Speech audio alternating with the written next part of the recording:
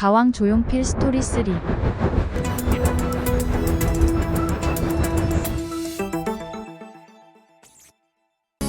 나를 떠난 사람들과 만나게 될 또 다른 11. 연말가요대상 더 이상 받지 않겠다.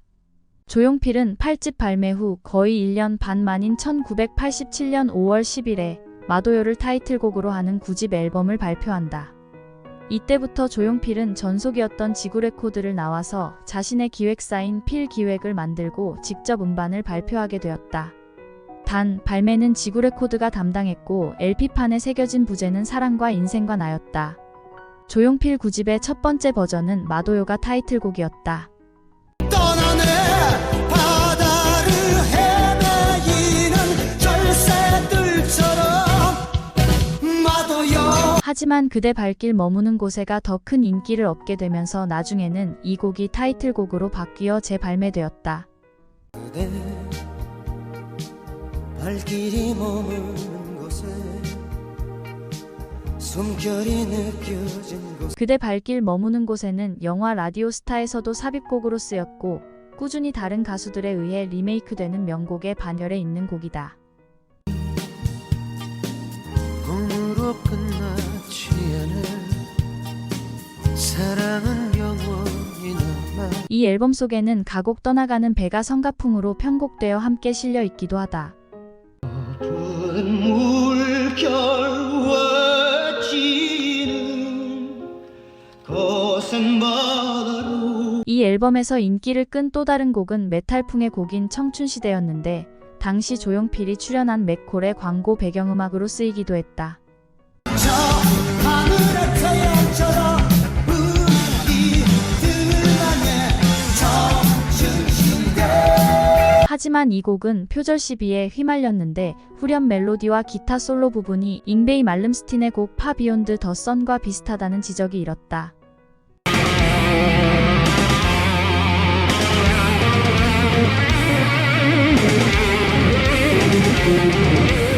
이 논란 후에 조용필은 이 곡의 프로모션을 중지했고 그 이후 공연윤리위원회는 일부 유사성은 있지만 표절곡은 아니라는 판정을 내리면서 논란은 종식되었다. 이 시기 조용필은 연말 시상식에서 더 이상 상을 받지 않겠다고 밝히면서 수년간 이어져 온 연말 가요제 독재 종식을 선언했다. 12. 88 서울 올림픽 서울 88 서울 올림픽을 목전에 둔 1988년 5월 28일에 발매된 조용필 10집 앨범은 조용필 음악 커리어에서 최초로 전곡을 자작곡으로 채워 넣었고 전곡을 해외 세션과 작업한 최초의 음반이라는 점에서 큰 의의가 있는 음반이다. 이 앨범 가운데 세 곡이 조수지 작곡으로 되어 있지만 조용필이 자신의 조카딸의 이름을 쓴 것으로 실제로는 조용필이 작곡한 곡들이다. 현재 조용필의 단정한 헤어스타일에 안경을 쓴 이미지도 이 앨범을 기점으로 정립되었다. 이 앨범의 타이틀곡은 서울로 1988년 당시 서울 올림픽에 즈음하여 상당한 인기를 누렸고 서울 올림픽 폐회 이후 방송을 통해 많이 들려졌다. 좀 나를 볼까 마음이 서둘래 나의 사랑을 가져가봐. 그 무렵 서울 올림픽과 관련된 곡들이 대부분 서울을 찬양하는 즐겁고 신나는 음악 위주였지만 유독 조용필만 분위기가 쓸쓸한 노래를 발표했다. 조용필은 이 곡을 작곡하면서 올림픽이 끝나면 사회가 우울해질 것이기 때문이라고 작곡의 배경을 밝힌 바 있다. 당시 올림픽 분위기와 별개로 조용필 10집 앨범에서 가장 큰 인기를 얻은 곡은 모나리자였다. 모든 것 다 지워도 그 마음을 잡을 수는 없는 걸까. 오늘날 기준으로도 대단히 트렌디한 곡인 이 곡은 후에 나는 가수다2에서 국카스텐이 새롭게 연주하기도 했다. 정녕 그대는 나의 사랑을 받아줄 수가 없나. 그대는 모나리자. 1989년 1월 14일에 발매된 조용필의 11집 앨범은 원래는 더블 앨범으로 기획되었던 10집의 파트 2로 발매될 계획이었으나 당시 음악산업 여건에서는 더블 앨범 발매가 쉽지 않았기 때문에 1년에 걸쳐 나눠 발매하게 되어 조용필 11집이 되었다. 이 음반의 작업의 많은 부분은 김희갑, 양인자 부부에 의해 주도되었다. 이 앨범에 수록된 곡들 가운데 가장 많은 사랑을 받았던 곡은 발라드풍의 곡 큐였다. 너를 마지막으로 나의 정체는 끝이 났다. 우리의 사랑 또 B면에는 장장 19분 57초에 이르는 길이로 만들어진 말하라 그대들이 본 것이 무엇인가를 이라는 곡이 단독으로 실려 있다. 마침내 우리는 지친 몸으로 돌아온다. 먼 것은 여전히 먼 곳에 있고 파랑새는 보이지 않는다. 이 곡은 조용필 8집에 실려 있던 킬리만자로의 표범의 확장판으로 봐도 무방하다. 이 곡의 제목 말하라 그대들이 본 것이 무엇인가를은 프랑스의 시성인 샤를 보들레르의 식구에서 빌려온 제목이며 실제로 가사에 보들레르가 등장하기도 한다.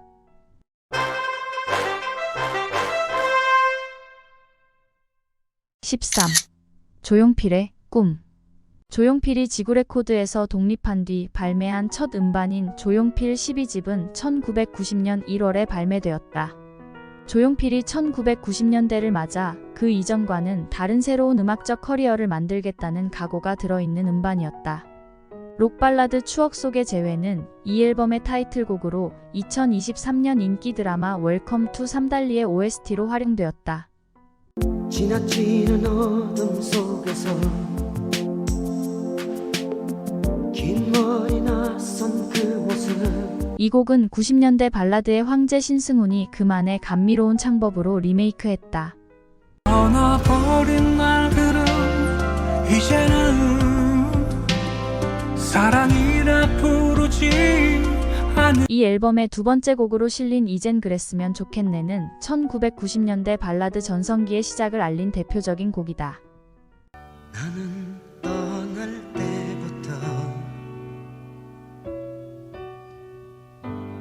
다시 조용필은 이 곡에서 기존의 열정적 가창 대신 한층 절제된 창법을 통해 더욱 편한 감상과 속삭이는 듯 하면서도 애절하게 의미를 전달하는 방식을 선보였다.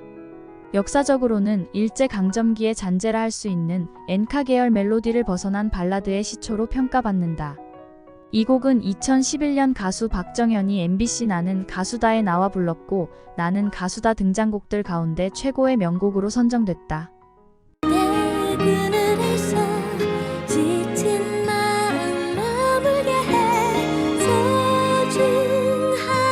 1991년 4월 20일에 발매된 조용필 13집은 10집과 마찬가지로 전곡을 조용필 본인의 자작곡으로 완성한 음반이다.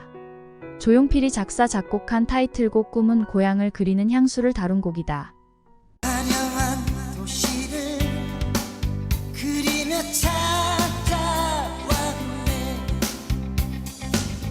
이 곡은 서울의 상경에 힘들게 살아가다 스스로 목숨을 끊은 한 가장의 이야기를 다룬 기사를 조용필이 비행기 안에서 읽고 이에 영감을 받아 가사를 쓴 곡이라고 한다. 이 곡은 최근까지 많은 후배 가수들에 의해 리메이크되고 있는 조용필의 대표작 가운데 하나가 되었다. 머나먼 길을 찾아 여기에 꿈을 찾아 여기에 이 앨범에 실린 곡 가운데 장미꽃 불을 켜요는 조용필의 숨은 명곡 중 하나로 평가받는다. 즉 발매 당시에는 상업적으로는 성공을 거두지 못한 노래였다는 뜻이다.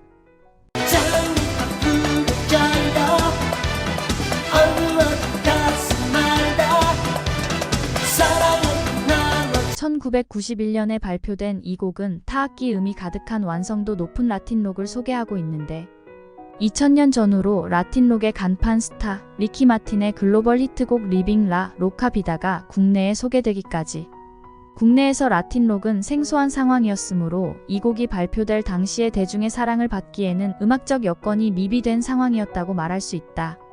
이 곡은 2023년 조용필 콘서트의 오프닝 곡으로 편성될 정도로 조용필 스스로 애착을 가지고 있고 또 완성도 높은 곡으로 라이브 공연장에서 관객들의 흥을 유발할 수 있는 곡임에 틀림없다.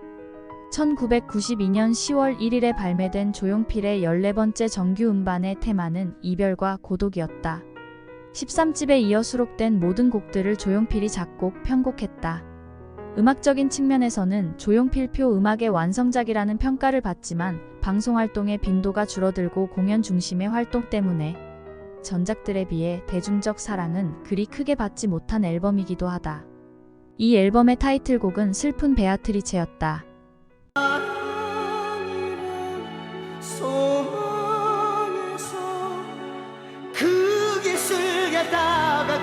가곡적인 느낌과 전반부에 교차하는 가성, 그리고 아우트로로 나오는 반도네온 연주가 인상적인 대곡이다. 고독한 러너는 조용필 자신의 어머니가 세상을 떠난 후 비행기 안에서 만든 곡이라고 한다. 먼 길에 나는 고독한 런너가 되어 이 곡의 타이틀을 걸고 공연한 적도 있을 만큼 조용필 개인에게 남다른 곡이다. 14. 굿바이 마이 러브, 그리고 조용한 기부. 1988년 첫 번째 결혼 상대자였던 박지숙과 이혼 후 독신 생활을 이어오던 조용필은 1993년 6월 미국 애틀란타 공연에서 친누나의 소개로 재미동포 사업가 안진현을 만나게 된 후 약 8개월간의 열애 끝에 안진현과 1994년 3월 25일 결혼식을 올렸다. 안진현 역시 재혼이었으며 첫 번째 결혼으로 자녀가 있었는데 그 자녀는 안진현 전 남편이 양육하고 있는 것으로 알려졌다. 동갑내기 부부 조용필과 안진현은 행복한 결혼 생활을 이어가던 중 2003년 1월 심장병으로 인해 조용필은 사별로 아내 안진현을 떠나보내게 된다. 안진현은 약 3년 정도 심장 관련 질환을 앓아왔고 2002년에 미국 오하이오주 클리블랜드의 병원에서 두 번째 심장 수술을 받았는데 결국 이 심장 질환이 악화되어 갑작스럽게 사망하게 된 것이었다. 고인이 된 안진현은 남편 조용필에게 유산 400만 달러를 남겼는데 조용필은 세금을 공제한 200만 달러 전액을 심장병 어린이 치료를 위해 기부했다. 조용필은 오래전부터 본인의 재산을 사회에 환원하겠다는 생각을 갖고 살아왔다고 밝히기도 했는데 2009년에는 조용필 장학재단을 설립하여 매년 3억 원씩을 기부하고 있다. 또한 콘서트 수익금 역시 매년 기부를 해 지금까지 약 62억 원 상당의 금액을 기부했다고 한다. 2013년 5월 29일 미국의 경제잡지 포브스는 조용필을 아시아 기부 영웅 48인 가운데 한 명으로 선정했다. 조용필의 기부 금액은 지금껏 100억 원이 훌쩍 넘는 것으로 알려져 있지만 매스컴에 드러나기를 싫어하는 본인의 성격 탓에 그간 조용필의 기부 활동이 잘 알려져 있지 않았다. 15. 조용필과 위대한 탄생. 1994년 7월 1일에 발매된 조용필 15집의 타이틀은 조용필과 위대한 탄생이다. 이 앨범의 타이틀곡은 락 발라드 남겨진 자의 고독이었다. 섞는 바람처럼 멋진 추억 속에 나는 가고 1989년 이후 사실상 해체 수순에 있었던 위대한 탄생이 조용필의 음악인생 25주년 기념 콘서트를 위해 재결성되면서 밴드 위대한 탄생에 대한 조용필의 애정과 경의를 반영한 앨범이다. 14집을 기점으로 방송 활동을 중단한 이유가 컸겠지만 15집 음반의 대중성과 수준 높은 완성도에도 불구하고 상업적으로 조용필의 커리어에서 가장 실패한 비운의 앨범으로 평가받는다. 하지만 15집 음반의 흥행 실패는 오히려 조용필을 대형 콘서트형 가수로의 면모를 갖춰 나가는 전환점이 되기도 했다. 1997년 5월 1일에 발표된 조용필 16집은 15집의 상업적인 부진 때문인지 장장 3년 만에 발표된 음반이다. 조용필 데뷔 30주년이 되는 그 다음 해가 되기 전 조용필 음악 인생을 갈무리하는 음반이라고 조용필 스스로 칭한 앨범이었다. 이 앨범 속 최고 히트곡은 바람의 노래였다. 살면서 듣게 될까 언젠가는 바람에 2011년 조용필과 위대한 탄생 콘서트의 타이틀이기도 했던 이 곡은 1998년 방송된 SBS 드라마 바람의 노래의 주제곡으로 쓰이기도 했다.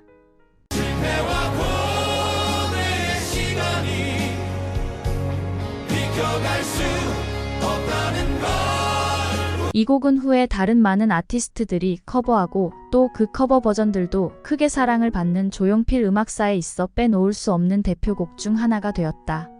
나의 작은 지로는 알 수가 없네. 내가 아는 건 사랑.